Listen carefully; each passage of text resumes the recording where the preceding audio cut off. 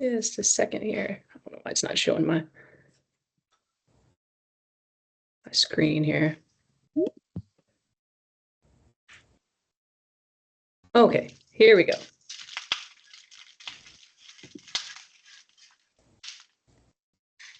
Yeah.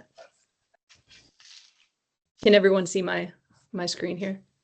Yes. Okay, good. We're good to go. I'm gonna actually get started.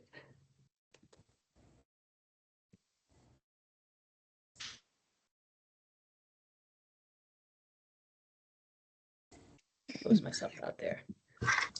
All right. I'm going to be sort of admitting people as we go, but I'll go ahead and get started. Though I've said that like 10 times, I realize.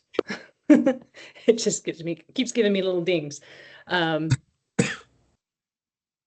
So how I split this up. Oh my goodness. Admit.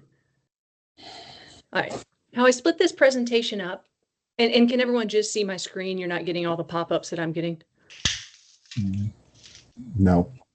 Okay, good. All right. Once people start kind of flooding in, it'll be pretty much done. All right, so I was going to talk about swarming and bee removal. These are kind of related subjects, not perfectly, but they definitely have some overlap. Oh my goodness. Admit.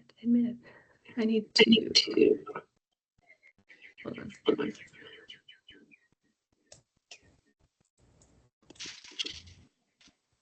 All right, so first starting off with swarming. Hopefully no one's experienced this yet. We are in swarm season. I'll kind of go into that a little bit more. So what is a swarm in the first place? A swarm is really a honeybee colony that you can think of almost like one large organism, almost like a superorganism where the bees are less individuals as almost like specialized cells, right? So a swarm is colony level reproduction. So on the individual level, you have your queen who's reproducing, she's laying eggs. On the male side, you have drone bees who are mating with queens, and that's the individual level reproduction.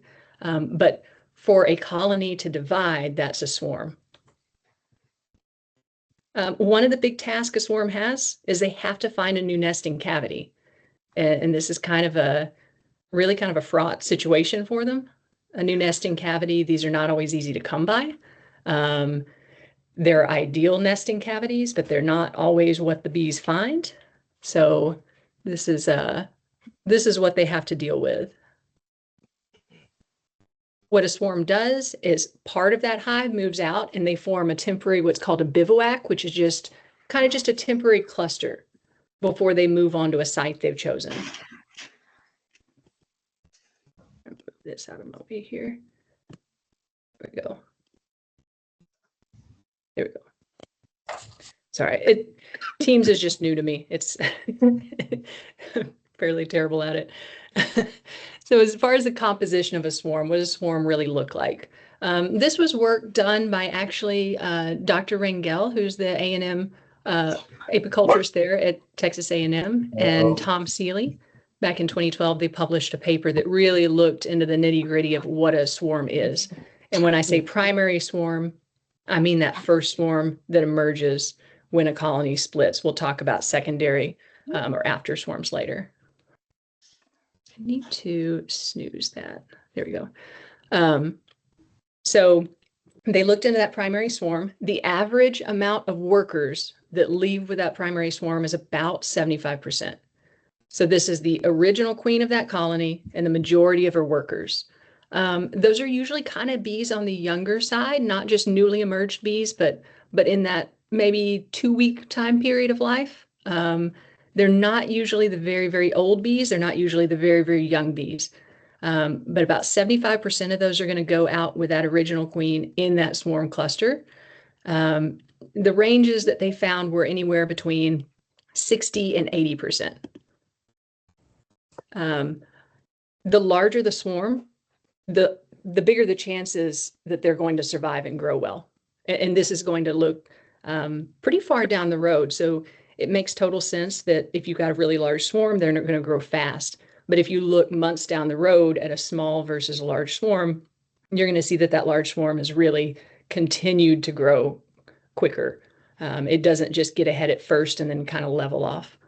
The problem with this, the only reason you wouldn't have all swarms being very, very large is this is reproduction. This is not bees leaving that nest. This is bees trying to create a new nest and split into two.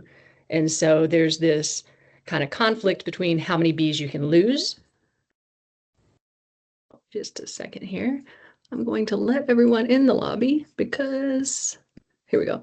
How many bees you can lose versus how many bees you have back at the nest. So you don't want that original colony to die just because you're going to swarm, right? So you have to bees have to balance that. The typical swarm is about 10,000 worker bees with that old queen. That 10,000 worker bees, if you've ever gotten a package of bees or if you're going to get a package of bees, that's about 3 pounds of bees. That's about 10,000 workers. And that's why you tend to get a 3-pound package of bees if you're buying from a producer of packages. So that's kind of your typical swarm size, because what is a package? It's a swarm in a box. It's a kind of artificially created swarm sold by bee producers. Go. So I did say that there are things called after swarms. So these are swarms that take off after that original one. These are actually way more common than a lot of beekeepers think. A lot of strong hives will produce 2 or 3 after swarms. They're usually, well, they're always accompanied by at least a virgin queen, sometimes multiple virgin queens, and they're successively smaller. So a very strong hive may send out a very large primary swarm, a pretty large, second swarm, and then as you go down the line, they could send out several more after swarms, but they'll get kind of progressively smaller as time goes on. So how is that resource of that colony of bees and also the nesting or the hive, how's that divided up? There we go, admitting. You've got the primary swarm, which we've been talking about, that first swarm that emerges. So that is the old queen.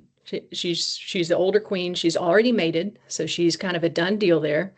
About 50 to 80% of the young workers that are going with her. And then you have all those workers have actually gorged on honey and they have a full honey crop.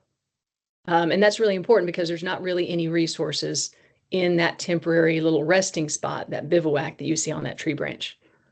So that's what they've got going, is the majority of the workers, full honey stomachs, and that old queen. Whereas the colony left behind, what we'll call the remnant colony here, it has sealed queen cells. So it has queens in the making.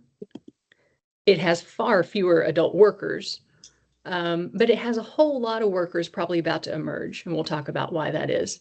And so if you look in a colony that's just swarmed, especially if it's swarmed more than once, you may see just kind of skeleton crew of bees. But what you've got to realize is, kind of like in this picture, all of these sealed cells, those are going to emerge pretty soon as well. And so even though a lot of your workers left with that original swarm, you're going to have new ones emerging every day. What you don't have is a laying queen continuing that process, right? And then you have all the wax comb and stored resources. And this is huge because bees have to produce that wax comb before they can produce more bees, before they can store any sort of nectar, honey, pollen, anything like that. So this is how they divide things up. Why do colonies swarm? One of the primary reasons, and this is actually one of these things that I feel like more research is going to be done on, the exact causes, but the primary cause as we see it right now is just in general, reduced queen mandibular pheromone, QMP. I'm not sure if y'all talked about this before, but the queen produces a lot of pheromones. So pheromones being just interspecies communication chemicals. So it's a smell that tells another one of your same species something that's happening. And so the pheromone that the queen produces, she produces many. A really, really big one, though, is QMP. It's produced in her mandibular gland, so it's called queen mandibular pheromone. But it really does a lot to prevent swarming when it's in high amounts. It prevents creating new queens. It helps bees to cluster. It helps bees to kind of regulate their foraging biology. It does a whole lot of things. What happens as a queen ages is her QMP, the quantity and the quality kind of goes down year on year. So an older queen to me is, she really is kind of in her prime that first year, or maybe even that first spring. So you could have a queen that, say you replaced a queen right now, she's going to be, if she's well mated, if she's produced well, she's going to be at her highest output right now. You could have a queen that maybe you bought in September, right? She's also going to be pretty good and have high QMP in all likelihood because she hasn't really gone through that really demanding spring. Spring is when they're producing so much that it's kind of draws them down a little bit, if you will. And so an older queen is not going to produce quite as much QMP, going to be a little more likely to swarm than younger queen. I don't think it'll shine at me. Go ahead. Come on, boy. The other thing about QMP is that it can literally be spread too thin in the colony. So QMP is one of these pheromones. It's non-volatile, so it's not just spreading through the air. QMP is a physical touch pheromone. Think of it almost like an oil, right? So when that queen moves around the hive, it's spreading QMP. When that retinue, those bees that tend to the queen are around her, they're kind of grooming her, they're feeding her, they're touching her all the time, right? So they're getting QMP on them, they're turning to the bee behind them, they're doing that trophallaxis, that mutual feeding, they're kind of spreading the QMP just bee to bee to bee throughout the hive. And at a certain point, if there's a lot of bees, it can be spread a little bit too thin, and it doesn't prevent them from starting swarm cells and starting that process. Another cause, and these are all, you're going to find that these are all very linked, and we're in the time of year where you'll see all these happen at once for the most part, is overcrowding. So overcrowding, especially of young emerging bees, is a real big swarm trigger. If y'all have been in hives recently, so if you looked at them, say in January, they're going to be, little, maybe 2 little clumps of brood, right? 2 little bits of brood, maybe across from each other on a frame or on the backside of a frame. What we do in Texas, especially, is we get pollen flows a lot of the time pretty early in January. This year, I don't think it was quite as early. It was more medium or late. So where I come from, just a couple months back, where I was living was Caldwell, Texas, near Bryan College Station. We had the American elms blooming, and that I think was around mid-January this year. So some years those will actually bloom really, really early. They'll bloom on New Year's Day. It's happened before. Some areas of Texas, you'll get red maple, just different things that have that early pollen flow. Pollen is kind of baby food, therefore it really stimulates that queen to start laying, and she starts expanding that brood nest out. And so by the time we get to March, most areas of Texas right now are in the situation of lots and lots of frames of brood. And they're probably a lot of them sealed. So that queen's cranking up her egg production to where she's laying, 1,500 to 2,000 eggs a day, whereas before she was, kind of just maintaining this small little brood nest area. So what that does is you get this huge influx of emerging young bees, and that does kind of the same thing I was talking about. It dilutes that QMP, that queen mandibular pheromone. It's not enough to cover all of the basically surface area you've created of young bees. In this hive here, little 8-frame hive that I can tell you was going to swarm. That's a picture I took. I think that was in March in like Cyprus. So you can tell that those bees barely fit in that box. That's going to be a real big signal to them to swarm. If your queen's in her first year, maybe she's not producing, maybe she's holding it down for now. But if she's not, if she's in her second year, like we're probably getting close to having swarm cells starting up. Another cause of swarming is just lack of open cells. So like I said, these are all connected, right? This one's a little bit different because, at least in Texas, we usually don't get those big nectar flows until, if you're in a heavy Yaupon area, about the first week of April. So we're right near it. It may be the second week this year. I'm not sure. Everything's been a little bit late. But when you get that strong nectar flow, you have cells that are just overfilled with everything else. There's nowhere for the queen to lay. Everything kind of snowballs from there. This is a hive that's what you call honey bound, where basically there's not an empty cell for a queen to lay in because it's all just covered up in honey. We get this, especially around Houston in May when the tallow trees bloom. This is that's when things are coming in so heavy that it's really hard to keep open space in those hives. And so even if they're not super crowded, they can actually go ahead and swarm. And these are really, to me, more problematic swarms when they swarm with a whole lot of honey and not that many bees. This can be beekeeper induced. If you're a new beekeeper, I see this a lot of time in people that have, say, a hive entrance feeder or a top feeder, where they've got their new bees. They really don't want their new bees to starve. They're really scared of that. And so every time those bees draw that feeder down, they don't realize they're not necessarily hungry. They might be hungry, but they are not necessarily hungry. Bees will always store sugar water. So if that new beekeeper, every time they see that feeder drawn down, instead of looking in their hive, they just feed them more, they can pretty much create the same situation where that queen no longer has anywhere to lay. There's no open cells. And those bees are like, well, we've run out of room. We got to swarm. Another problem that you can have, and this is a really hard problem to get around, to be honest, is as a beekeeper, if you don't have what we call drawn comb.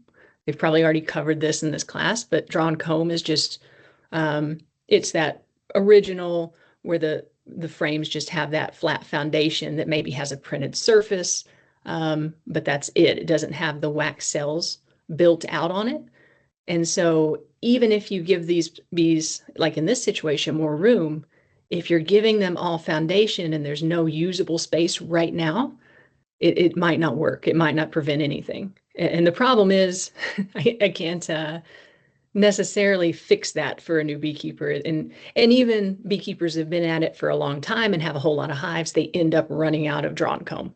But you'll hear old beekeepers talk about how drawn comb is really where the value's at to them.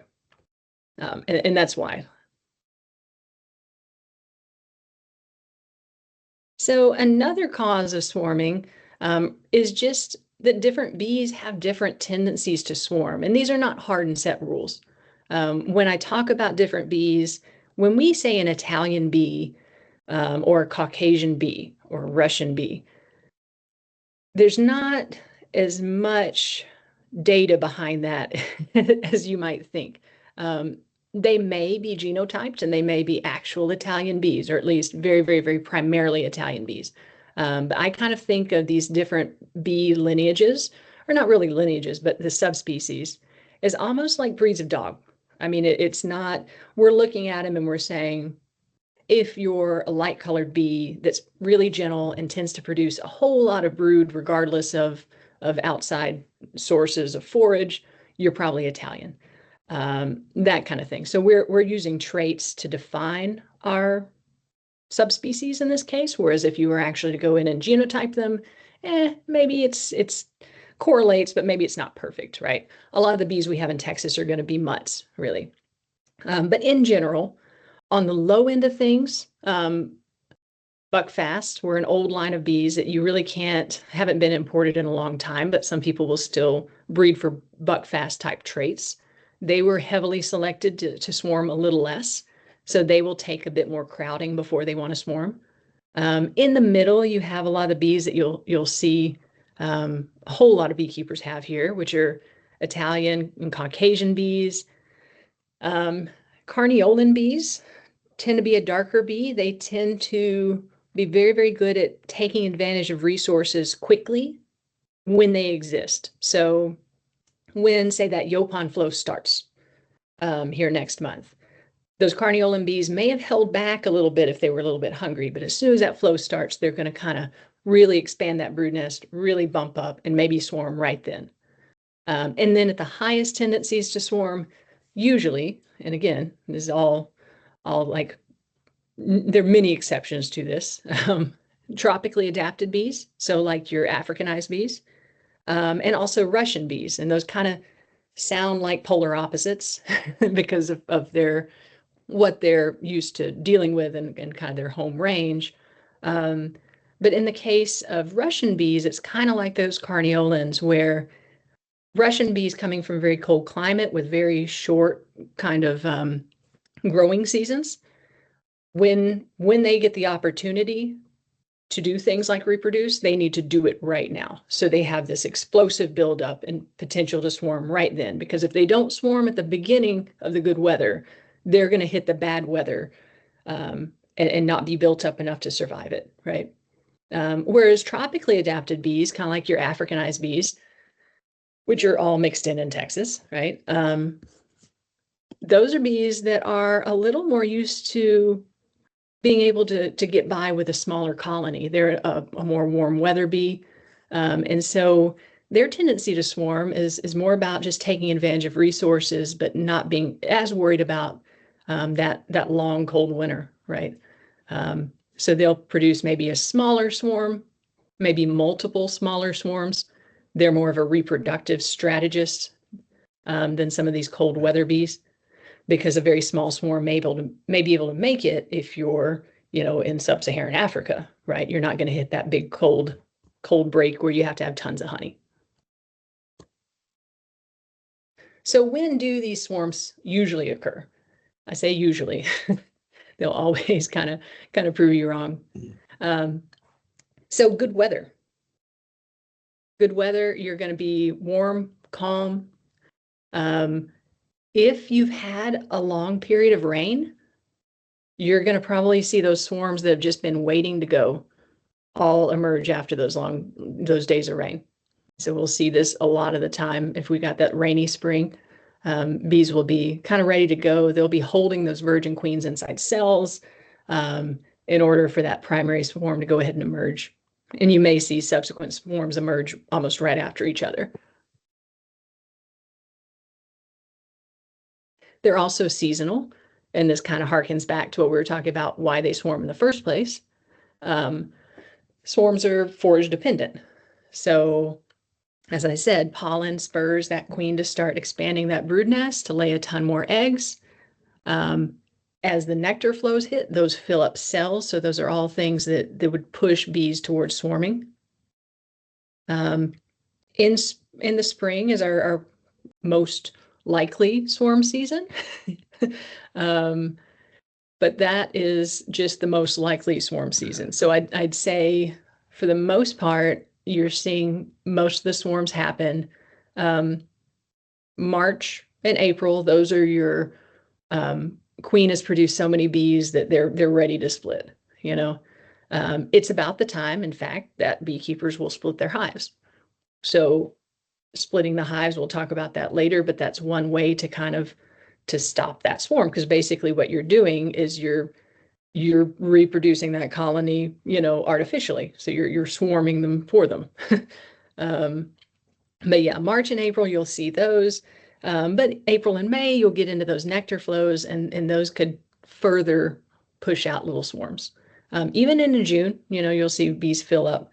But I've seen swarms, I think, about every month of the year in Texas. It's not nearly as likely during our kind of hot, dry months like July, August, because that's when that queen's like, especially post-summer solstice, she's kind of tightening up that brood nest, slowing down, right? In the fall, we normally get another little boost of forage, especially pollen around September. You can sometimes see some more swarms then, but I mean, it's happened in December, it can absolutely happen. And it kind of just depends on the bees. It depends on all those factors we talked about, the genetics. It depends on how much space they have, where they're living. All these things kind of factor in. And then we get into what happens kind of after a swarm. And I'm going to walk you through step by step of swarming here in a second. So no worries there. I did go into this PowerPoint if you had downloaded the previous one and fix a couple of typos and add in a couple of things, but you have the majority of it there if you downloaded it. So queen competition. Queen competition is pretty interesting in honeybees. So you've got this remnant colony. It's got all these queen cells. So they don't just produce one. You don't want to, with bees, you don't want to put all your eggs in one basket. Like they've got strategy to this, right? So a swarming hive, even if it only needs one virgin queen, it's probably going to produce 10 or more. So it's going to wait until these cells, these queen cells, are capped, because that means that they've made it that far. But it's going to have multiple queen cells. Like I said, even if it's just planning on swarming once, and therefore it would really only need one virgin queen. But what happens is the first virgin queen to emerge, she will kill all of the others, even though they're her sisters. This top example is a queen cell, so it would be vertical on the comb, look like a peanut. And you can tell there's this perfect little cut hole. So that's an emerged queen cell. Sometimes you'll even see the cap that these virgin queens cut kind of flapped off here. That's an emerged one. Once she came out, she went and stung everyone else. And that's what you see here. This is what happens after she went and stung her sister to death, and the bees kind of started tearing everything down. So that's kind of the very typical look to a stung cell. Oh man, I meant to look up a video. You'll have to look up a video later, or maybe I'll post it later. Queen piping. I'm not sure if y'all have covered piping in some other way. I will embarrassingly do it just to give you an idea. What piping is, queens and workers can do it. But what it is basically that queen kind of puts her thorax down on the comb, and she'll vibrate her wing muscles, but she won't really move her wings. Usually on the comb, at least, they're together and flat on her back. She'll vibrate her wing muscles, and it makes this little piping noise, this little wah, wah, wah, wah. If you have ever gotten caged queens, you might have heard it. So queens will do it and workers will do it. What it means in the context of queen competition is kind of cool. So this first queen that emerged, she comes out and she basically announces her arrival a lot of the time. So she's roaming around the brood nest and on the empty comb, and she's piping. And I believe that one's called tooting. Is there? People have further defined it. So she's roaming the brood nest and she's piping, and what it tells more the virgin queens and other cells is that she's there. So if she's going to be the only swarm, the bees allow her to pipe if she wants to, but they also allow her to go sting those other cells. And how they coordinate this is beyond me, but if there are going to be more after swarms, those bees actually need to keep those virgin queens separated. And so when this initial queen emerges and she goes and kind of announces that she's the boss, she's here, those bees will actually, the virgin queen's still in cells instead of being stung, they will sit tight. They sort of know better. They'll stay in their cell. They'll be really reluctant to come out of their cell. And you can see these in a swarmed hive. Sometimes they've even cut the little cap, but they haven't pushed it out yet. And so you can find these in hives that have just swarmed, and she's just sitting in there. She's been ready to go, but she's just hiding in that cell. And the worker bees themselves will keep not only the roaming virgin queen away from the cells, but they'll keep those queens in cells inside their cells. Sometimes to the point where when they try to make this little cut, they'll kind of fill it back in with wax real quick, because they want to keep everyone separate so they can swarm multiple times. So it may not be as much up to the queen as it is to the workers. I think that's always a cool thing. And you can hear swarming hives sometimes piping. That's a pretty good indicator. If there's a whole lot of piping, you can hear it from the outside the box. It's a fun thing. And the likelihood of those after swarms really just depends on the initial state of the colony. So if it's a real big colony and you've got, 8, 10 frames of brood emerging, that they've got enough population to keep on swarming. And so they will. And certain just lineages of bees will produce more after swarms. What you don't want to see as a beekeeper is you don't want your hive to swarm to nothing. Like I said, one swarm, most bees can recover from that. But if you've got a big old hive, a lot of resources, and a whole lot of after swarms, you just don't a lot of the time have the workers to maintain those resources and keep pests out of them. We'll kind of talk a little bit more about that later. So here I said we kind of do a step-by-step on swarming. So first they have to prepare. So they form what are called queen cups. Queen cups, that's just the very beginning of that elongate vertical queen cell. A queen cup by itself, say you take a frame out of your hive and you see a queen cup on it. It's really no big deal. It's not the biggest deal in the world. A lot of the time they just have them there for when they need them. But if you open up your hive and there are queen cups lined up along the bottom of every frame, like this green arrow is pointing to, here, here, here, here, everywhere, that's a bit more of an indication. That's more of a swarming thing. They usually really are at the edges of things, if you can kind of tell from the orientation of this box. So what this box is it was the top, it was the super of at least probably a double deep colony. When you separate those boxes, this is the bottom side. So this, you're looking right up at the bottom bars of those frames. That's where you're most likely to see queen cells. So a lot of experienced beekeepers will immediately know if a hive is going to swarm or has swarmed about the time they crack those in two. So the cups are just cups. They're just the beginning. Like I said, these bees are probably within a day or so of having eggs in those cups. At that point, it is a queen cell. The queen herself will lay eggs in those cups, so she does not really prevent, her successor, right? I mean, in this case, she's going to fly away and try to form a new nest anyway. But she'll go ahead and lay in those cups. She doesn't have to. If the bees want to make a queen and she does not lay in a cup, they can take a worker larva and make it into a queen cell and a queen larva. That's not a problem for them. So it's not really up to her. But in the case of swarming, she is going to go lay an egg, a fertilized egg in each of those cups. Oh, there we go. So what does that look like later? These are your typical swarm cells. Like I said, they're normally at the edges of things. So if you have a single box, it's probably going to be at a bottom corner. If you have kind of a funky, say you had a hole in the middle of this frame where there's no wax comb, they might be at the very edge of that hole, right? But this is the typical presentation. For one, in swarm cells, there are almost always a lot of them. You can tell with this one, these are all queen cells. This one's capped, probably that one, this one. This hive probably had many more. It's got open cells here that are still being fed and developing.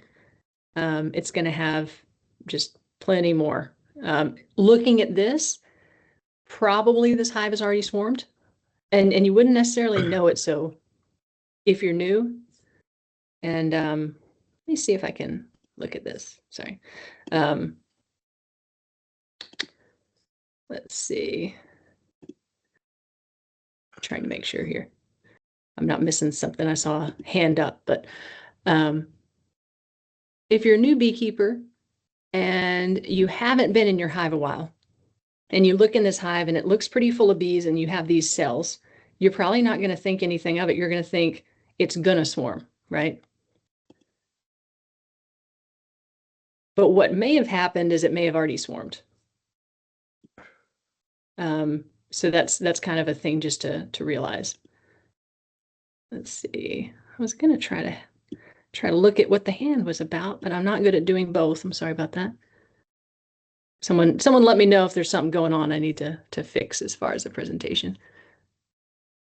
But no, so if you're a new beekeeper, you look in that hive, there's a ton of worker bees still. You don't see your queen, but you're like, oh, there's a lot of bees. They haven't swarmed, right? You might be wrong because they might have swarmed and they might have just raised so many worker bees that more have emerged since last you saw them, right? And so in the case of this hive, probably because these are already capped, oh, and that one may have even emerged. Look at that. I didn't even see that.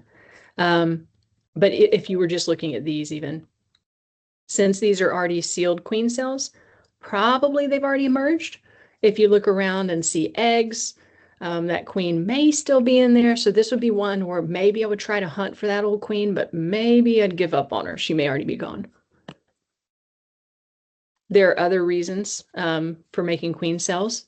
So the other reasons are in general, just replacing a queen. So there's supersedure, and y'all probably talked about these, but just to kind of review them real quick. There's supersedure.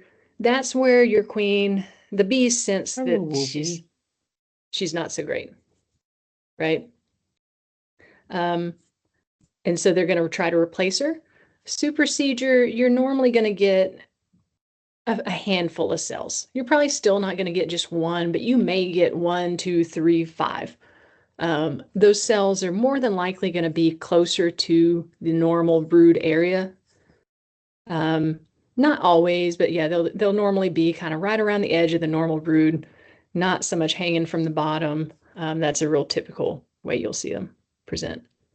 And then emergency replacement. So these are both replacing your queen over here as opposed to swarming. So this is reproduction, swarm cells. This on the left-hand side is all replacing a queen. Emergency replacement, they probably are going to try to raise a whole lot of cells. So you will normally see multiple cells. You can kind of tell that these were not pretty little queen cups that the queen laid in. This was probably in this emergency replacement spot. This was probably right in the middle of the brood nest. And these were probably worker destined larvae. And what the bees have done is they've gone in and elongated out those horizontal cells into a vertical queen cell because that queen, got squished by a beekeeper. I've done it. She's, or she's just injured to the point where she can't lay another egg. And so these bees are desperate. These bees are about to be hopelessly queenless when they don't have anything to start a new queen with. Whereas these supersedure bees, they probably have a little time. So if you were a new beekeeper and you saw these cells and you were like, oh, I don't know what they're doing. I like this queen. I'm going to scratch these cells. The bees would probably have enough time in supersedure to go back and start another group, right? They're just sensing the end is near for this queen, and so they're starting new ones. Whereas emergency replacement, she's dead, she's unable to lay anymore, that kind of thing. Versus, like I said, these reproductive swarm cells, very different kind of appearance most of the time. Lauren, can you turn your pointer on so we can see what you're pointing at? Ew, I can try. Thank you. Yeah. That was the hand, wasn't it? I will get better at Teams. It was. Yes. Let's see. How do you know how to do that? I wish I did. I do not. I will try to be better at describing which one. Yeah, because I am pointing at it. I wasn't sure if y'all could see that or not too. So let's see. Maybe under share. No. Darn. I thought it would be there. Everywhere you think it's going to be in Teams, it's not quite. So yeah, I'll try to be a bit better at describing exactly where I'm at on the slide. So. All right. Move that a little bit over. So this is more swarm preparation. So you've got the queen has laid in cells, right? But you also have this old queen who, if you look at this picture over here, that's a big fat waddly queen, right? Like she's not ready to fly. She's not an athlete right now. She's good at her job, but her job right now is laying a whole lot of eggs. So interestingly, to prepare for swarming, that old queen actually has to get a little bit fit Been telling myself I need to get fit for a month now, but Hey, Lauren, so you're not sharing right now. oh, I'm not. Darn. Okay. How did I turn that off? Okay. 1 second. I think when you went to look for how to turn on your pointer, you stopped sharing. Yeah, I think so. And it may be in the pointer may be in the bottom left corner of your shared screen. Okay. Let me see here. That's funny that it just stopped though. Can you see it now? Yeah. Yes. Okay, good. Thank you for That's good. teaching me Teams. I started getting into, the era of Zoom stuff. I went ahead and was giving Zoom presentations, but We But see your man, whole Teams. screen, not just the presentation. okay. So are you seeing the little box you to the go. right? That's better now. It's Yeah, all- yeah. I was just getting it back up. Yeah. I got that part, but that's about all I've got. So, so here's the big fat queen that I meant to show you. She's just kind of a lovely big Oliveras queen. But yeah, she has to get a little slimmed down so that she can fly. So part of what she does, and this is the primary way, honestly, that she's probably doing this. If you look at this big fat abdomen she has, this is primarily composed of big old ovaries, as she's in egg production mode. And so just stopping egg laying for a little while, and we're not talking many days, just a few days, she'll kind of slow to a stop before swarming, and this abdomen will greatly reduce just by that, just in kind of turning that factory off. And she kind of just roams the hive. So to go back to this situation on the right where you have your swarm cells and you're not sure if that queen's in there. The problematic thing to me as a beekeeper is when I see this, I hope she is, and maybe there's still some eggs in there, but she might have swarmed since laying those eggs 3 days ago. If that queen's in that situation where she's roaming the hive and not really laying eggs anymore, she's really hard to find. She's smaller, she's faster because she's just in a totally different mode.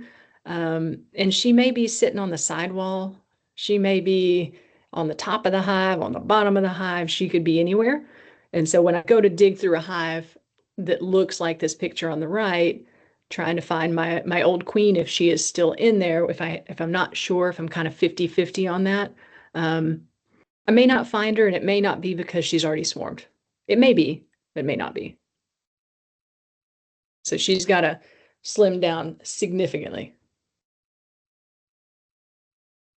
So other indicators of swarming. So you've got, I talked about earlier, expanding the brood nest, right? As that brood nest gets bigger and bigger, the more the likelihood that you're going to have swarms soon.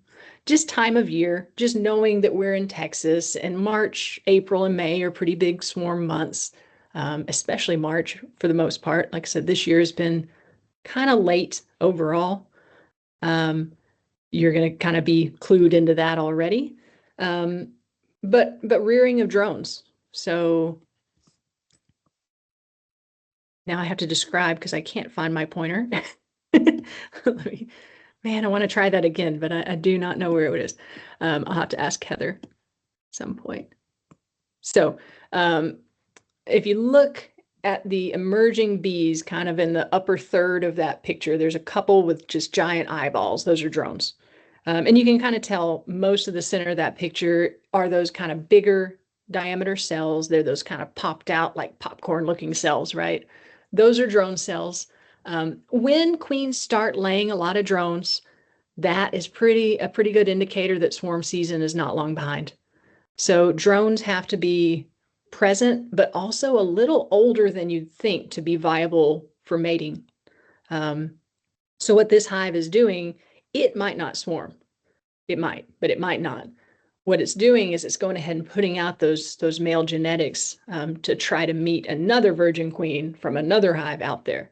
But whenever you have some hives that are producing drones, that means that all the hives are kind of getting into that reproductive season, right? They'll always produce, well, not always, they definitely won't always produce drones. A lot of the year they'll produce drones if they're feeling strong enough to do it. But when you see that kind of explosive increase in drone numbers, that's swarm season. And when you have a whole lot of emerging workers, so one of the things that I like to see pretty early in the year is you go out to your hives in the early afternoon and you'll see them taking orientation flights, and it almost looks like a swarm. They'll be flying out. A lot of the time there's so much congestion at the entrance that looks like a swarm, but a lot of the time they'll kind of come out, they'll walk up the face of the box and then fly out. And then they'll kind of just do these little like figure eights in the air, fly out a little bit and then fly right back. So what that means is you've got a bee that's entering that workforce that flies out. She's orienting to where her hive is in the world. That kind of means that's a newer bee, right? She's old enough to start flying out of hive, but when you see a whole lot of that, that means a whole lot of bees are entering the workforce. See that? And the last one is, or there's more, but the last one I'm going to talk about is what you'll hear some of the older beekeepers call whitening comb. So in this picture at the lower left, when you open up a hive and you have all this brand new white wax peeking out at you.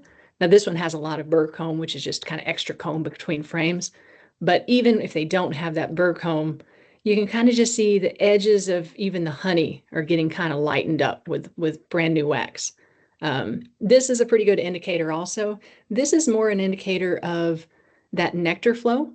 So wax produced, it takes a whole lot of honey, basically. I think it's like 7 pounds of honey to produce a pound of wax. So what new white wax means is that they're getting sugar somewhere and they're getting it in pretty good amounts.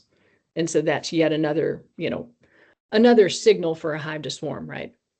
Because they're really wanting to swarm during the time of the year when that swarm colony is likely to survive and also the remnant colony. So what happens just before leaving the hive? So we're talking about this hive is ready to swarm. It has those queen cells. They probably, the first ones at least, are beginning to be capped. So they're about to be pupating queens and pretty close to emerging. Not quite yet, but pretty close. You've had those worker bees gorge on honey. You've got your old queen who's kind of fit to fly. What's happening then? So the actual reason that or the actual signals for that swarm to leave the hive, because it's a pretty dramatic event, that's been looked into pretty well. I'll talk about Tom Seeley more because this is his area. But overall, if you say you have an observation hive and it's about to swarm, if you look at that observation hive, you're going to see bees just generally running around more. It's just going to look a bit like chaos. It's almost going to look like robbing, but it's a strong hive. Workers are going to be gorging on honey because they've got to fill that honey crop to have all the potential fuel they could need. And then this is some stuff we'll talk about with Tom Seeley's work later. But I told you that workers and queens both can pipe. So workers will actually do that piping signal. So they'll do that little where they buzz their flight muscles without moving their wings, which tends to kind of basically has the effect of warming up all those bees that are going to go with the swarm. It gets them kind of ready. So if it's not warm enough outside, if it's, say it's, 60 degrees outside, those bees actually have to raise their internal temperature a little bit of their thorax to fly.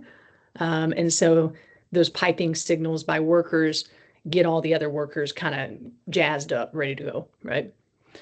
And then there's this other signal called the buzz run, which is kind of cool.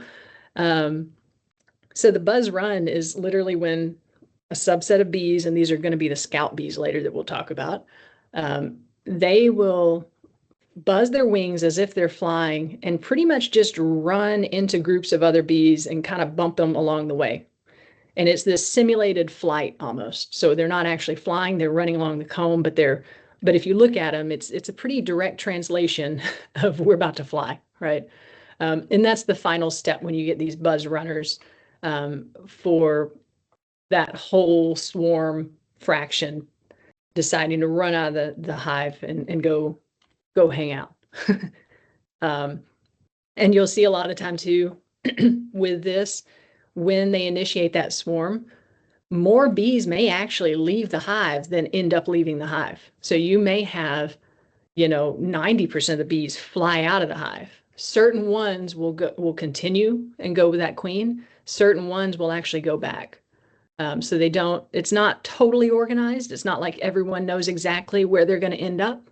But that 75% or so of workers sort themselves out pretty well, pretty quickly. Then we get to the bivouac, which is just a fun word. It means a wad of bees, a swarm hanging on a branch. That's a bivouac. A bivouac apparently is also a term used in camps of people that are fairly temporary. But things like fire ants, if you've ever seen the kind of horrifying pictures to some people of fire ants dealing with a flood where they create this big mat of ants, that's a bivouac, right? Because it's kind of a temporary protective wad of animals, right? So the bivouac in honeybees is that swarm cluster. So about 75% of workers with that old queen as a primary swarm. They really don't usually go far. Over and over, they will use the exact same spots a lot of the time. Usually it's pretty close to where they came from. They're not trying to fly out 2 miles to bivouac, because this is a temporary spot where they're going to kind of finalize their decision making that we'll talk about soon. So they could be here minutes. They could be here a couple or 3 days, especially if bad weather hits them. They could give up and stay here. We'll talk about that later. And there's also, I don't know if this is published, but I've heard reports from people that know what they're doing that every so often bees skip this stage altogether. This is why if you're a beekeeper and you get that swarm call, you may get it, or they may decide to take off, as you're driving that way, right? But yeah, they could be here they're temporary one way or the other, but temporary could mean, like I said, a couple minutes or a couple of days, just depends. Can't remember, this was a client of mine that I got about the time their hives all swarmed. So this was, and actually the next year, or the previous year, no, they'd all swarm to this spot. So that I was talking about the QMP, the queen pheromone, being kind of long lasting, not volatile, almost like an oil. Just the fact that a previous queen stopped there can actually influence the behavior of subsequent swarms, even once she's gone for days or weeks or sometimes months. So it's kind of crazy how much that lingers. Every time I click somewhere else, there we go. I told you I'd talk about Tom Seeley because this is the work that, if you're interested in this, if you like kind of reading books that are science-based but written in a really fun way to read somehow, Honeybee Democracy was his first book in this series, and it talks a lot about the swarm decision-making process. So all of this could be found there or in his actual research papers that went into it. So in the bivouac, or on the bivouac, you've got about 300 to 500 of these older, really experienced bees we call scouts. Like I said, these are the ones that we're going to probably be doing the piping and buzz run to get that swarm to leave the nest. But what they do once the bees are bivouacked and hang in that cluster is they're looking for a new nesting cavity. And like I said before, new nesting cavities can be really hard to find. So what those scouts are going out and doing is they're just assessing potential nesting sites. And these sites could be a few miles away. They could be right next door. They could be, 3 miles away. So what the scout bee does is they're actually in there roaming around that cavity. Ideally, it's a cavity. Through Seeley's work, he found the ideal size, what they would choose the majority of the time is if you only varied size, was about a 40-liter volume. What that equates to is a little smaller than one deep brood box. So maybe close to an 8-frame brood box, a little bit bigger than a nuke, a little bit smaller than a single. That's about the ideal size for a lot of these swarms. That's probably going to be affected also by lineage of bee. So an Africanized lineage is probably, or a higher percent Africanized bee, is probably not going to need as large of a volume of nests as more of a winter adapted, like a Northern European style bee that's going to have to store a whole lot of honey to get through that winter, right? They're going to kind of behave the same based on their genetics, right? Despite maybe being in the same area. They're wanting a small or limited entrance. So they'll accept a cavity that has multiple entrances, but the ideal entrance is easily guarded. So it's pretty small. It didn't seem to matter if the entrance was up top, on the bottom, to the side. Didn't matter a lot to them. Interestingly, too, if there were cracks, not a big deal for bees. So if they're, say it's a little bit drafty, that might not be the very ideal nesting site, but bees are really good at using propolis. And propolis is that sticky resin they seal cracks with. So if there's some cracks, some wind drafts, or maybe even if the entrance isn't ideal, if it's a little larger, they can seal those up with propolis. So they have ways to mitigate things too. And height. Ideally, honeybees are looking for something off the ground a bit. I'm not sure if there's even a maximum height, but they want it, 6 or 8 feet off the ground or more. They don't want things at ground level. Now, I say all those things to say that they'll take what they can get. So this is an ideal situation. But a lot of the time they're having to pick a nesting site that's less than ideal. That's the most ideal that they've found. So what happens, these scouts have gone and assessed these sites, and it's a really cool process, and that's what that honeybee democracy goes into very well. They come back to the cluster, to that bivouac, and they dance for them, which seems fun. So just like a forage source, you see these von Frisch diagrams here, they will do a waggle dance on the bivouac for a nesting site. And so the middle of that waggle dance, when they're doing the waggle, it is showing both the direction in relation to the sun of where that nesting site is, and also the effort they put out to get to it. I'd say distance, but if there's like a headwind, that middle bit is longer to indicate there's more flying effort, basically. And so they'll indicate both the direction and the distance of that nesting site, and they'll try to recruit more scouts to it. So what ends up happening is if a scout is really excited about a site, she's going to do this waggle dance more times. She's going to recruit more scouts to go look at that site. Over time, if that site is as good as she thinks, those scouts are also going to dance for the site. And eventually what happens is a certain consensus forms where the majority of scouts are dancing for one site, and that is the decision. It's made. The whole bivouac takes flight, which is kind of a cool, that's why I named it Honeybee Democracy. It's a consensus building kind of process, and it's not complicated, but much more complicated than you'd think for a small insect, as with all things bees, right?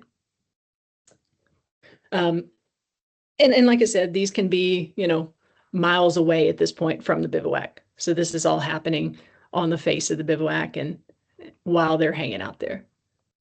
And they can change their mind too. So when Seeley was doing this work, he was looking at winning sites, and they would actually, if that bivouac stayed for more than a day, sometimes the winning sites would change and the eventual one would be chosen on the second day, right? So once they've chosen a nesting site, really just like they did inside the hive or the tree cavity, wherever they originated before they swarmed, you'll have worker piping. They tend to keep their wings out when they pipe on the bivouac, just, I guess, the physics of it. But they'll pipe, the workers will, and they'll do buzz runs on the surface of that bivouac, kind of bumping into the other bees and simulating flight, just like when they left that old nest. Every time. There we go. This little diagram down here, it's a lot of confusing arrows. That's part of the point.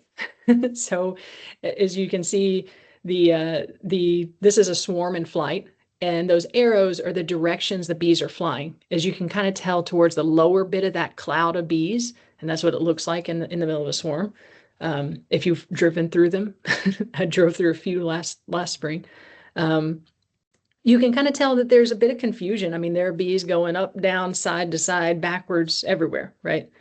But what you have are those scouts kind of will fly to the top, and they'll make a fast sort of streaking flight forward towards that new nesting site, because these are the scouts that know where they're going, right? And so those just gradually guide all the other bees, including that old queen, to the new nesting site. Those streakers do. And then additionally, you got the pheromones that will help kind of really hone in on things. That old queen, her pheromones, the bees want to cluster around her already.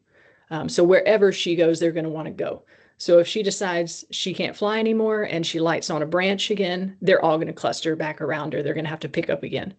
But once they get closer to the entrance of the new nest, what you'll see is a lot of this Nazanov's pheromone emitting from workers. So this is just a little picture I took. You can kind of see the very tip of that bee's abdomen. She's standing on her head. She's fanning her wings. And the very tip of her abdomen is kind of tipped down, and there's a little gland there called Nazanov's gland. And this gland emits a smell that's kind of citrusy almost.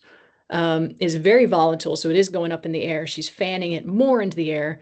But in swarming, you'll see a ton of these bees doing this Nazanov's pheromone kind of stereotypical posture and fanning near the entrance of that new nesting cavity, because they've got to lure everybody in. What that Nazanov's does is it's kind of like a come hither kind of pheromone. And the more bees are doing it, the stronger the signal. So that's how they find their way into the new cavity. And I say cavity, we'll kind of talk about bee removals after a while, and ever so often, maybe due to bad weather, maybe due to just no good options in nesting cavities, a bivouac doesn't find a place. It doesn't get to go through this whole process. And they kind of give up and just start building comb where they're at. And this can get you in a little bit of trouble if you think that this is a swarm, because if you're going up to collect a swarm, a lot of the time they're very, very docile. You really barely need any protective gear to kind of knock a swarm into a box and drive away with them. Whereas if you've got a colony that just established itself outside of a cavity, say on a tree limb, that's a full colony that's even a little extra defensive because they're not very well protected. They have to have guards everywhere. And so you don't want to try the same move on them.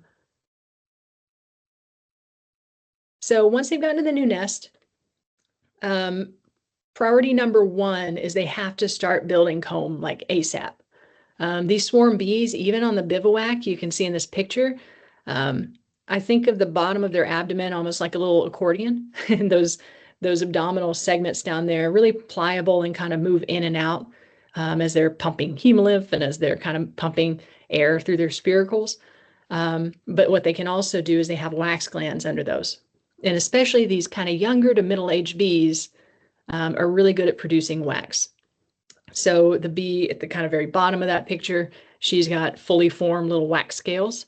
How they do it is she takes her, I believe it's her middle leg. She's got a spur on her tibia, that middle segment of her middle leg. And she's going to stab the little wax flake that's produced there in her abdomen. That's kind of extruded out and flattened out by her abdominal segments. She stabs that, she brings it up to her mandibles, the jaws of the bee, right? Kind of spoon-like jaws. And then she forms it into that hexagonal kind of structure that we're very familiar with, right? To build new wax. And this is the typical look of new wax, right? It's bright white.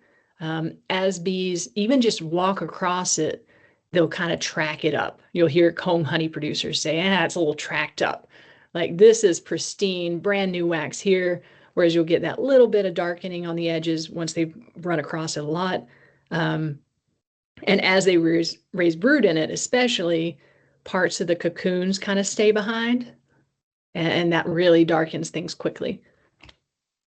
So those cells that they're making are, like I said, primary importance to go ahead and make those, because they're going to be used almost as soon as they're built for egg laying. So that picture on the top right, and also for storage of things like nectar and honey.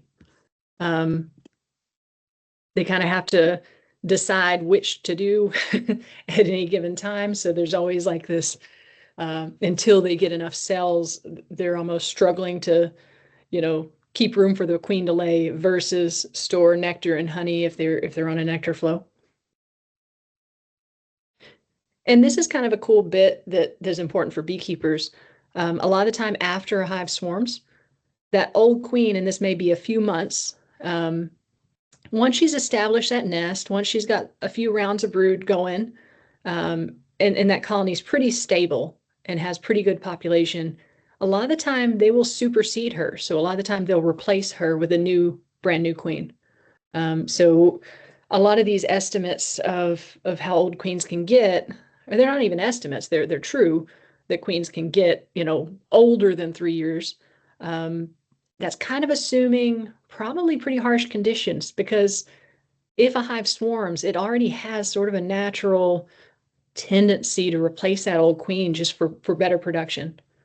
So there may be a case to be made that the folks that do requeen their hives a little more often are really not doing something too out of the ordinary. But then again, I like kind of following my old queens too. So just depends on your priorities. So that's the whole process for that new swarm, that new colony. So hopefully that one starts up. Hopefully there's enough time left in the season and enough nectar that they can produce the wax comb they need to produce, that they can store enough honey, that they can raise enough bees before whatever event they might struggle with, whether that be winter or a dry spell, that kind of thing. But you still have these bees back at the old nest. And like I said, I always kind of caution the newer beekeepers are like, oh, my hive swarms, so it's dead. Like, no, that's not the point. that would be a very bad reproductive strategy to take one, make it into two, and then make it into one over and over.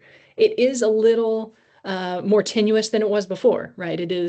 There are definitely things that can happen with both the swarm and the remnant colony. But the bees are intending to have two at the end of this, right? It might not look like it for a second, but they do. Two or more. So back at the old nest, the worker brood produced by the old queen continues to emerge. And so the worker population is at least somewhat, brought back up to normal. It depends on, like I said, after swarms or not. A virgin queen emerges. So in this case, it looks like probably we might have had after swarms. There's maybe 2 virgin queens on this picture. For sure, that's what I was talking about before with that little cap that you'll see sometimes stuck on that cell.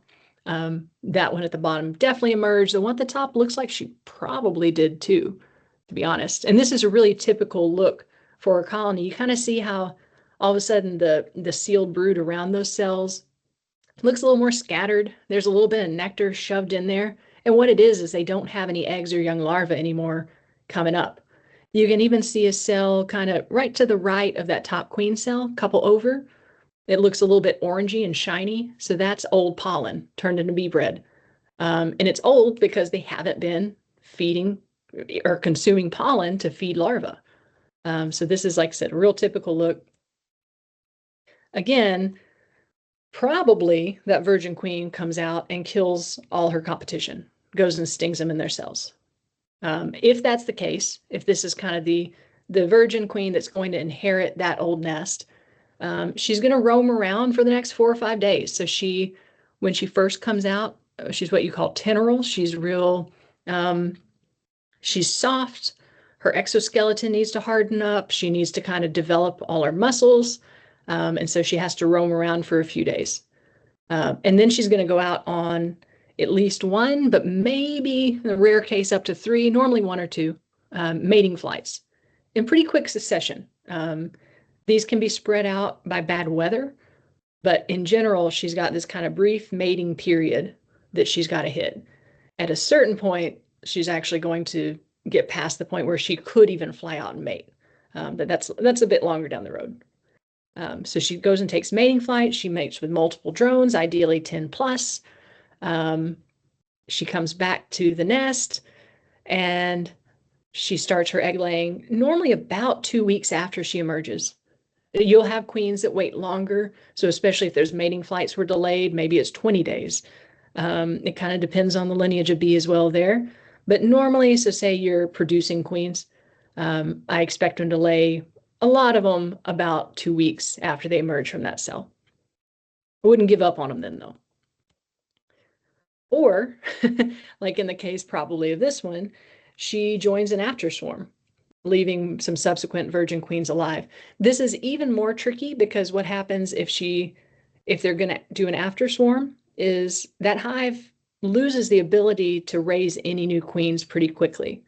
So you can only really raise a quality queen up to about the first larval instar. So if you say 3 days of eggs, 1 day is a larva, maybe 2, because they can still raise a queen 2.5 days out. It's just not as good. You're really only at 5 days after that old queen stops laying for them to go ahead and make all the queens they're going to make. That's why you'll have different age queen cells. That virgin queen was probably a day-old larva that was already gone ahead and fed like a queen. But 4 days later, those last eggs that old queen laid can still be made into queens. Well, once they do an after swarm, this is later down the line. It gets trickier and trickier because there's nothing they can do to replace that queen if she fails. After swarms get kind of tricky to think about. So what could go wrong, right? For the swarm fraction, like I said, bad weather. They can be out, in a bivouac and bad weather can hit. That can be a pretty significant situation for them. If they can't find a good nesting cavity, if they have a queen who's damaged, like maybe she stopped egg laying, but maybe she has poor wings and can't fly, right? Or if they get out on that bivouac and they just run out of fuel and they can't even build wax comb, that's when you'll have swarms just fizzle out and die. They're not going back, put it that way. And on the side of the remnant colony, it's more about that new queen that's the big question mark. So most hives will produce a new mated queen, but there's all kinds of things that can go wrong. Say there was a little disease that killed that queen as she pupated, or she went out to fly to do a mating flight and a bird got her, or the wind picked up. With queen producers, like I can tell you, having a lot of virgin queens out on mating flights and the wind all of a sudden picking up one afternoon is distressing because a lot of those will literally just get blown off course and never come back. The other problem, especially in those kind of swarms that are due more to backfilling of the nest, so to strong nectar flows, where you might not have had big populations anyway, or in hives that swarm down to nothing, where they swarm and a lot of the population leaves due to after swarming. If those hives are full of honey and big and they don't have a lot of bees, it's just right for the picking for things like small hive beetles, just different pests that normally the bees keep under control when they're at appropriate numbers for the amount of resources and space they have.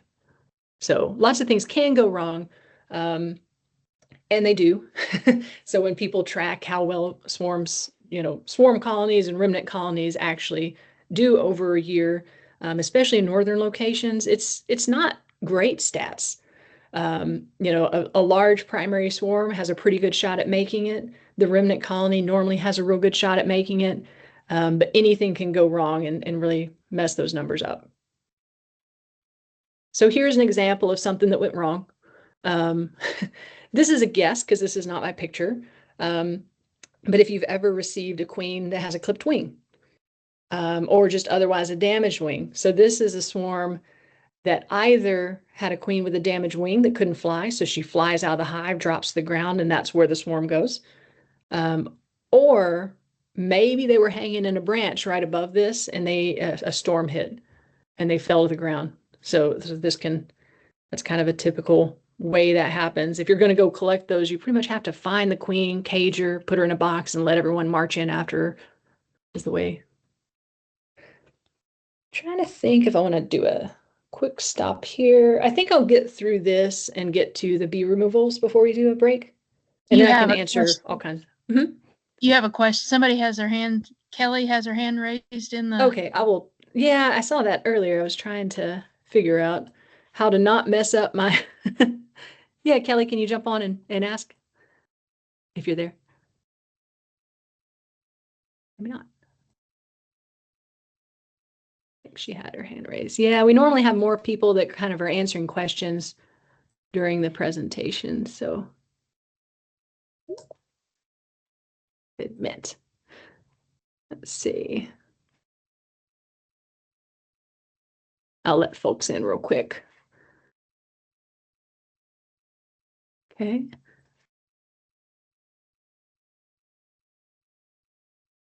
Yeah. Yeah, we'll get to the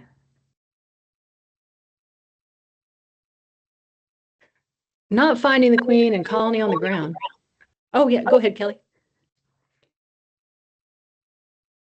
Are you no, man. Yeah, I'm looking at the Q&A if there's anything very valid for right now before I move on to what you should do. My name is Doris. I have a question. Yeah, go ahead. So when they're getting ready to swarm, but they haven't left yet, do scouts head out early to go start finding places before they even leave the old hive? That's the idea. I don't know if there's been anything published on that, but like I said, I think it was Tom Seeley himself that said, yeah, they don't always form a bivouac. So they pretty much have to.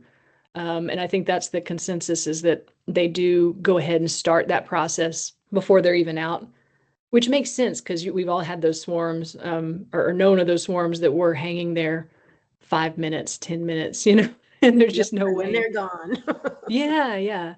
So. All right. Thank you. Oh, you're welcome. Let's see. I have to get back to my normal sharing here. Share. Window. I'm getting slightly better at Teams. It'll be a whole process. Just not quite as obvious. I think I'm sharing again. Yeah. Okay, there we go. So yeah, I'll kind of go into some of the methods to keep your bees from swarming and what to do if they are swarming for beekeepers. Overall, we're trying to keep them from swarming, right? It's not always possible. I can tell you that, like, I've worked in bees 10 years full time, and for the last about 4 up until pretty recently getting this position. I mean, I was a boots on the ground beekeeper working about 650 hives. And swarm prevention is something I tried really hard to do, but it's never perfect. The biological, imperative to reproduce is strong. It's strong in bees. So expect to miss some. If you have low numbers of hives, you can probably get it done most years, but there will be a year that creeps up on you for sure. One of the reasons is to prevent swarms, is that with every swarm that comes out of that hive, you're getting a little less production potentially. If you have a hive that swarms early in March, and just sends out one swarm, it's probably going to be back up and running pretty quick, and you're probably going to get a honey crop. But if you have a hive that swarms later, or it's swarming and producing 3 after swarms and gets down to just not many bees, you're probably not even producing honey with that, unless they already have it on them. Because every time, and this is the same with swarming or splitting, you're dividing resources. Bees and honey, you can kind of get some of both, but you can't get all of one and all of the other. And so when you have your bees dividing up over and over, they're splitting up resources too. And then just your neighbors. Like, I always hated to get those calls where there's a swarm, well, I'll show you one later on someone's car. That was my fault. It's just, it's a bad look if you have tons of swarms leaving your hives and you don't catch them. It's not necessarily something that can even be blamed on you. I'm not even trying to just give you an out, but if you have an apiary and you have an area where bees have swarmed to before, you can have swarms from feral hives that are, in your local area come and hang out by your hives as well. So seeing a swarm doesn't even 100% mean it's from one of your hives, which is kind of crazy, but they do that. So one of the primary ways, and these are kind of boring slides, sorry, I just have to describe. One of the primary ways that we try to prevent swarming, just one, is that we add space or reorganize that space that we give them. So as beekeepers, a lot of what we're doing is manipulating the space, manipulating the normal biology too.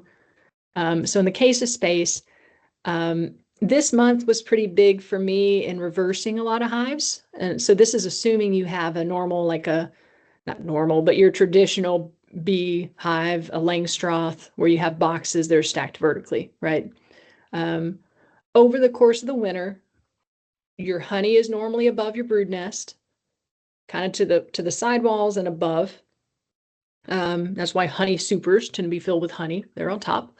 Over the course of the winter, that bee population and that brood nest sort of slowly works its way into their honey, and they kind of eat and eat and eat and kind of go up and up and up, right?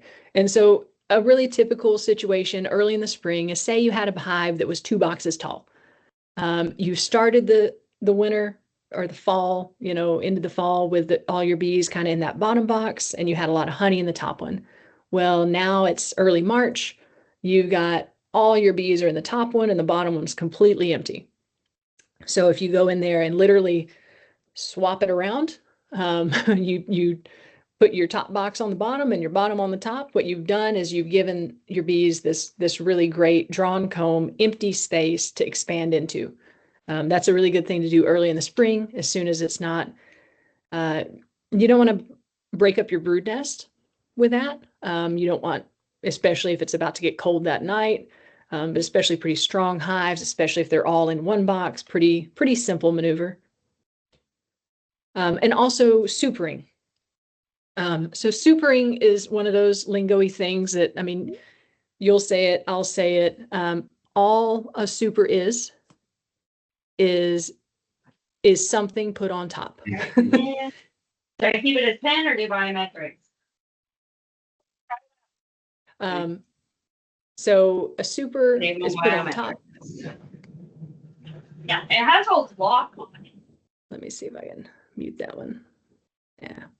A super can be, so a lot of people will call a super a medium box, but really you can have a deep super. So if it's thrown on top, you're supering. Doesn't matter what size it is. If you have comb that's all drawn out, so it has those empty cells, that's the ideal way to super. What I'll do a lot of the time, especially because I'm rotating out comb, is I'll kind of add in some foundation, like say I have, 9 frames in that box, I might put in 3 that are foundation kind of mixed in. So they'll go ahead and make that comb, but also get really useful space with a drawn comb. Again, I'm not saying you have tons of drawn comb in the freezer. So that's the tricky part. You'll also hear about checkerboarding. So it's one way that you pretty much take a hive that's on a growth trajectory and you disrupt the brood nest and you kind of just set them back on their heels. That's what you're trying to do. Like, this is the point at which you are not really worried about slowing them down. That's all you're trying to do. So in the case of checkerboarding specifically, you're going to go in and actually intentionally split up the brood nest. You're going to kind of move empty frames in between, maybe not all of your brood nest frames, but a lot of them. You're going to split things up a little bit. You don't want to do this to a weak colony. You don't want to do this to a colony about to go into a real good cold spell, because we still get those in March. But what you're doing checkerboarding is just saying, hey guys, slow it down. This is like, I won't say last resort, but it's getting towards that, right? So that's your kind of adding space. I do a whole lot of equalizing colonies also. I don't know if that graphic helps me much, but I need to put little clusters of bees on that graphic. So equalizing colonies, it's robbing Peter to pay Paul. But Peter can stand the robbing. So you're going into a yard, say you have 4 colonies and you've got, a couple that are really strong and a couple that are pretty weak. You can actually go in, you can pull frames of brood and bees, or just brood if it's warm enough. I like to keep them covered with bees if it's going to be cool, with no queen. And you can move those directly into a weak colony so you can kind of level everybody out. You have to be real careful not to move a queen. Normally those weak colonies, any colony every time will accept larvae and pupae. So they'll accept brood, they'll accept eggs. Very strong colonies with very different genetics might not like the workers, the adult workers on those combs. But you're not normally moving into a strong colony. So I don't worry too much about moving, especially young, like nurse bees, the bees that tend to stay on the frame, working that brood and nursing it. I don't mind moving those along with brood into that weak colony. I in fact, want to, for the most part. So this is just a way you just level out resources. And so much like checkerboarding, you're going to give that strong colony some empty cells to lay in and store food in. Maybe you're also putting a super on that strong colony, whereas that weak colony is getting a little bit of a head start. Maybe there's a reason that colony is weak. Maybe it just started too small and didn't get a chance to build up. And that weak colony is also a candidate later. If you've done this already, you've fed them, you've equalized them, they still struggle, go back and look at that queen. Look at her a little bit hard, get rid of her and replace her if she's bad, because that's usually a weak colony that's been equalized over and over, that has no excuse. Replace your queen. Splitting's probably done correctly at the right time. Splitting's probably the best way to prevent swarms. Now, not everyone wants to split to infinity. You might have 6 hives in a backyard and not want more, right? We'll kind of talk about that later. But splitting a colony, what it's doing is you're taking that normal biological imperative and you're going ahead and doing it. So I split colonies Saturday for some yards. Like I said, they're a little behind here. Normally I'd be well into swarm season around Houston, and they're a couple of weeks behind. But so what I'm doing with those hives is, in my case, I'm doing a queenless split. But if I'm splitting to prevent swarming, I'm pretending they swarmed. So from my perspective, and this is just my 2 cents, if you're trying to prevent swarming in the spring, I want to form my new colony with my old queen. And I want to form that colony. I'm going to move it. I might not move it out of the yard. I might keep it in the same apiary, but I'm going to move it to another position where it doesn't really collect those foragers that come back. Maybe I'll super it if it's still really strong, but probably I just move her with more of the empty frames and maybe just a frame or 2 of brood, and with kind of skeleton crew of bees to a new spot, because you're really setting her up well. She's already mated. If she's got a little bit of brood, she needs some food on her, some honey frames, because she's going to lose foragers. If I move her like that, I've pretty much simulated a swarm. If that hive's very, very strong, you could split it more than one way. There's a whole talk on splitting, I'm sure. I've given it. There's any number of ways you can do this. You don't always have to move the old queen. Like I said, in this case, when I'm worried about them swarming, I am. But you could also, if you had queen cells or mated queens, you could make nukes off that colony. Moving the old queen in one and just moving brood and bees and putting queens on them in the others, putting a queen in your remnant colony. So this is a good way to really take that swarm impulse back to 0. And retaining that old queen if you like her. You can move queens, you can cage them. So moving a queen is almost like I'm talking about with splitting. You can pull her out, put her in, say, a nuke box, just a little small colony, or into a whole, you can go ahead and split her. But with the idea that you could always move her back if they don't raise a queen successfully in that original colony. You can cage her. You can find her and put her in a cage, whether that be just a sort of simple box cage or a kind of a push-in frame.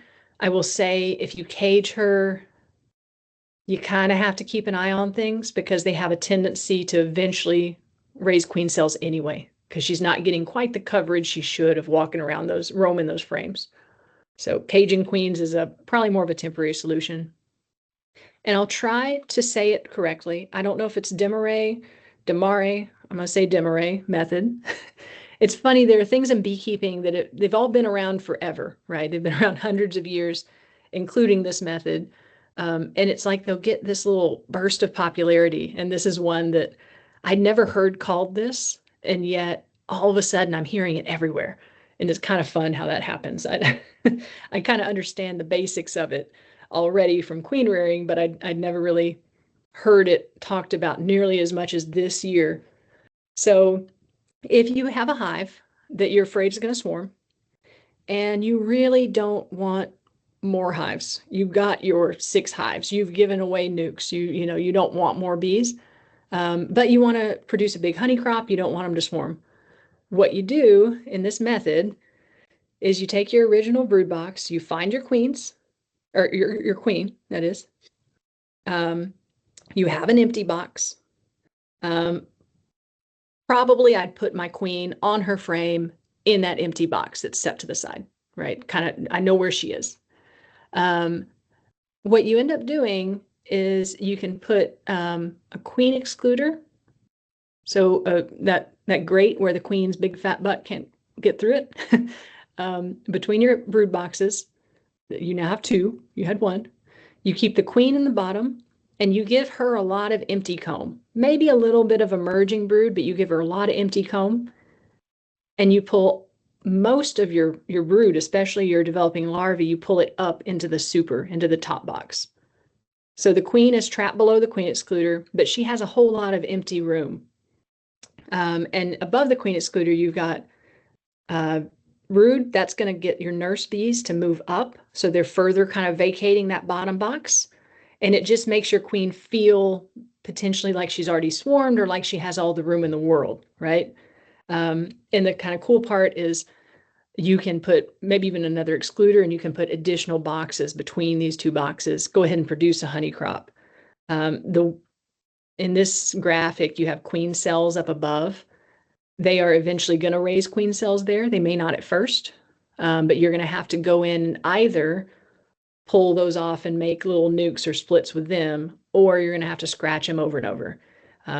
So the downside of this method is you have to tinker with them a good bit. You're going to have to go in about once a week, once every 10 days, and you're going to have to reset this up. So as your queen lays in the bottom, you're going to have to kind of move things up away from her and the frames where bees emerged already. So now they're empty up top, you got to move them down. But you want to just make your queen feel like she's got all the room in the world, not a lot of young bees because they're all up tending larvae up top and over. It's kind of confusing, but it makes sense, especially once you get into queen rearing. I actually do part of the way I finish queen cells is a hive pretty similar to this. Maybe a little stronger in the bottom, but otherwise very similar. And then additionally, requeening. So I was saying that those older queens, their QMP fades a little bit, and they're just a little more likely to swarm with each spring they go through, especially. So if you go in and you can either buy a mated queen if you want to really verify your genetics, or you can do queen cells. But putting a brand new queen in that box is going to allow you to have them crowd a little bit without them really wanting to swarm as easily. A brand new queen, you can probably get away with just supering, just adding more space, just doing a little rearranging. Whereas your old queen, at some point, unless she's really failing, you're probably going to have to do something like a split or the Desmarais method. And here I get into the things I'll caution you with. That's why there's an asterisk. Oh, and that's number 7. But, number 6 now. So cutting queen cells, you'll hear this a lot. Is, oh, your hive will not swarm if you cut queen cells. I think that's problematic overall. So for one, that swarm impulse is pretty strong. Cutting queen cells doesn't necessarily prevent them from swarming. It could, but I'd say more often than not, it's not going to actually stop them from swarming. An additional problem there is that they produce a lot of queen cells and it's really, really easy to miss one. In fact, even with that dim array method where you're probably going to have queen cells produced up top, I pretty much recommend like shaking the bees off of those frames to see all the queen cells to cut them, because they can be really hidden in the comb, especially as they're doing those kind of emergency queen cells. The big problem to me is I was talking about how difficult it can be for a newer beekeeper to tell if their hive has actually swarmed, because if they look in it and they see a lot of bees, but they see capped queen cells, they might think, oh, my queen's still in there because I've got a lot of bees, right? But that might have just been today's emerging bees. If you go into a hive with no queen, especially if there aren't any eggs left, and you go to cutting queen cells, what you do is you doom that hive, right? If you don't fix it later, that hive can become hopelessly queenless. They can't raise a new one. It's destined to collapse. The way in which I will use queen cell cutting is to kind of reduce those after swarms. So if I have a hive that's probably swarmed, I'm going to leave it 2 or 3 queen cells. I'm not going to leave it 15. The reason I think most people say to leave a couple is because if one's damaged, you still got a backup. In general, as a beekeeper, I would just go back. If a hive swarms, I would just make sure and go back in it in a couple of weeks to make sure you had a laying queen and have a game plan if you don't. The other kind of questionable way is adding a queen excluder. So a lot of people will think, well, the queen can't fit through one of these, excluders. Why don't I put that kind of below the bottom box or covering the entrance where the queen can't leave? That works for a second. Eventually, they will still go ahead and raise virgin queens, and guess who can go through the queen excluder and kill the queen in there anyway? So eventually you're going to have a swarm anyway. It just might not be a very successful one. You can also have a lot of drones die that get caught up on the excluder as well, so it can be kind of a mess. Okay, last little section that I promise we'll stop for a minute. Catching swarms. So your hive swarmed, what are you going to do? I mean, it's what it is, right? So if you have swarm traps out in your apiary, you have a decent chance of collecting a swarm from even your own hives or others. And these come in all kinds of different looks. You can pay a good bit for them or pay virtually nothing for them. So here's a few different types of swarms. You're trying to approximate an ideal nesting site. So about like what Celia had found, that 40 liters, small entrance. If you can get them off the ground, that's great. You can actually add a lure. So that lure could be something called Swarm Commander. That's kind of a queen pheromone lure. But you can also use just things like old comb. Old wax comb is a pretty good lure. Anything with propolis on it, that sticky resin is a good lure. If it smells like home, it'll definitely help. And then I corrected my misspelling of Russian, but the alternative is this thing called a Russian scion or something like it. This is a little different in that you're not giving them a nesting cavity. A Russian scion, all it's doing is providing them a really good spot to form that bivouac, to form that cluster. As such, it's pretty easy to hang up. It's just kind of a tee, like a covered kind of sheltered place for them to land that's nice. It may have like burlap and soaked in a propolis tincture with wax. So they do use lures some, but you do have to really monitor those because, like I said, that swarm may not be there very long. And so you have to, these are for your hives in your backyard where you can just look out at this Russian scion and see them, because otherwise they're going to move on anyway. So you can have both of these out in an apiary. Last little bit here. So this is almost not swarming to me, but it sort of is. So absconding. Absconding bees are not reproducing. Absconding bees are totally abandoning that nest. This is really hard to convince most bees to do. It takes a lot of disturbance or a lot of pest or starvation or a combination of all these things. Absconding is really pretty rare.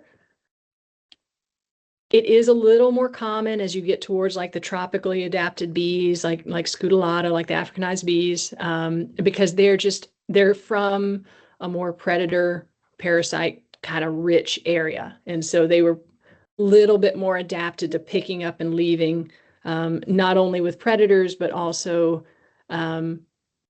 if forage dried up in one area, because they're not so worried about forming that big nest to overwinter in, right? So the downside was not as great. So a couple of examples of things that will make a hive abscond. So this grossness, this is a hive that was slimed by small hive beetles. You see the kind of maggoty things sitting on the top, and you see everything's kind of greasy looking. Small hive beetles are a pest that kind of can overwhelm a hive. In fact, this is a hive that had swarmed and left a lot of honey and not a lot of bees, and small hive beetles took over. It swarmed after tallow. I did it.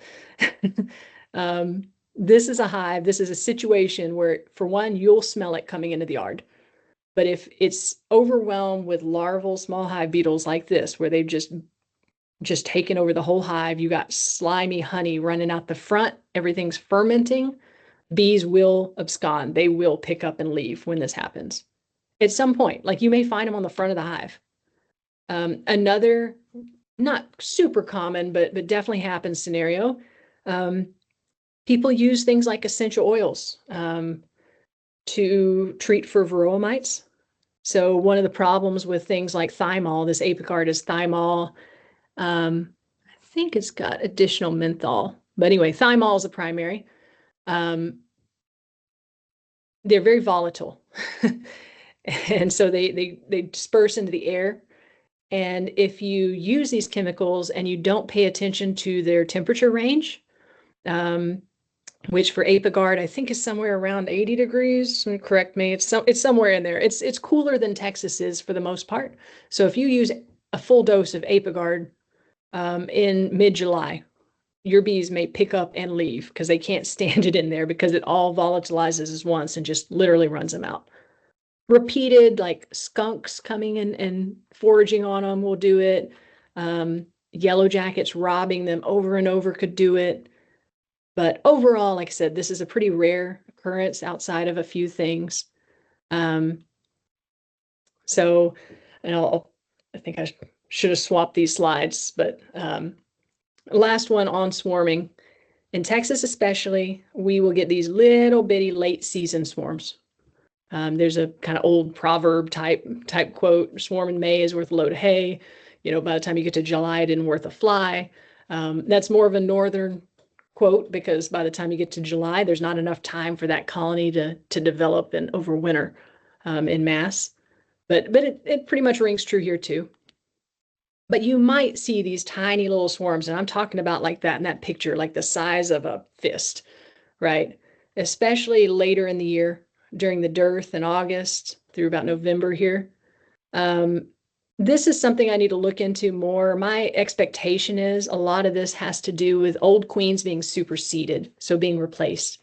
Those bees might kill those old queens, but I have a feeling in a lot of these cases, it's a harassed old queen who ends up leaving that hive with a few bees.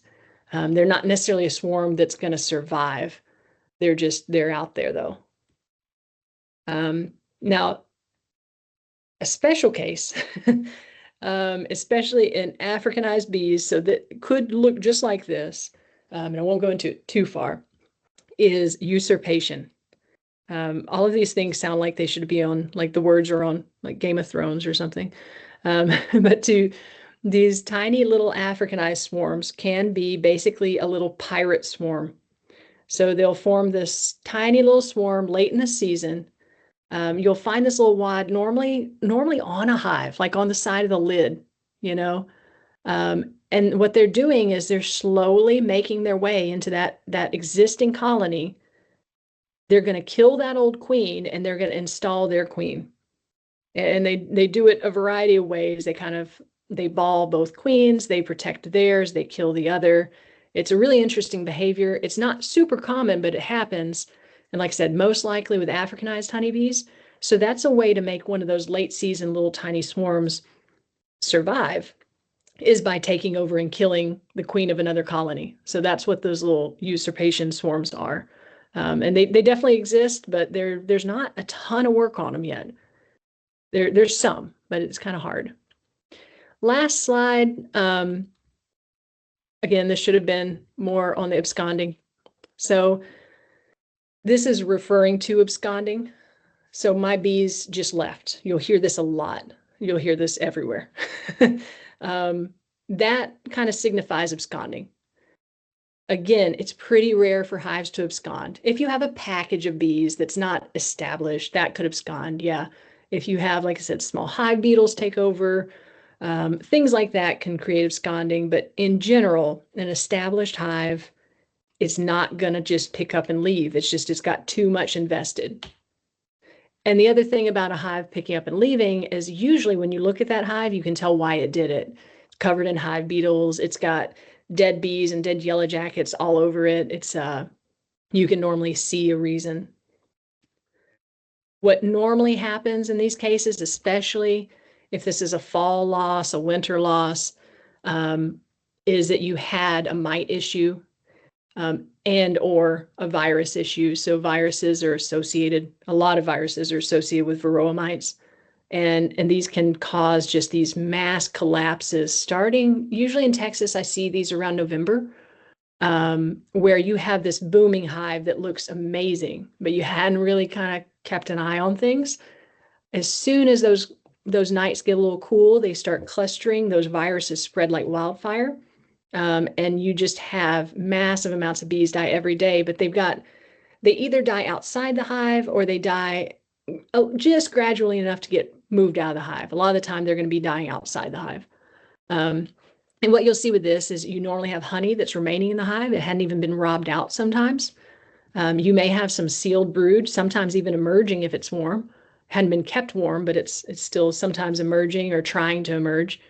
And I found one of these just last November, where you basically have a queen just running around almost by herself. That's kind of a typical look of a virus collapse. And so just be aware that it's not to say your hive can't pick up and leave, but it wasn't the most likely event. So I'm definitely going to stop there. And see how many of you are still with me. Stop sharing. Okay. Thank you. Not sure if I stopped sharing, but I'll try. Yes, you did. Okay, good. Thanks. Yeah, Thanks for the bye. feedback. I'm like, I'm here by myself. I know Um, it's hard. I the last couple of days I've been the only one with my camera on, and I feel like it's kind of rude for you guys to be there alone. No, it's But then I it's was the only fine. one. I was just like, have to I'm assume making- you're there, but it's always better to give these talks in person. I like it, but No, yeah, I I think guess I think everybody can't should get have their my- camera on. I can't Yeah. get my camera to come on today. I don't And know don't- why. interesting. Don't forget know, to but turn off it- the recording. I don't, yeah, stop. Oh and- yeah, yep, thank you. I don't I want don't- my camera to turn on. I am not public ready.